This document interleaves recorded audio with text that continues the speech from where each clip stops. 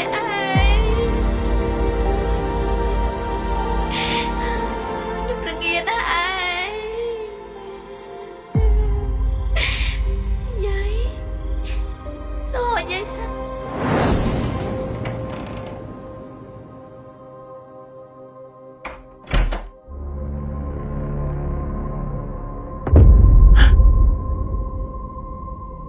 ហើយចុះគេយកធៀបឲ្យថតម៉ាលីទៅណា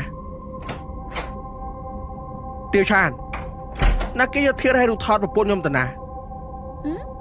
ហើយខ្ញុំធ្វើមិនដឹងឃើញទៅផ្សារមួយគ្នាចំ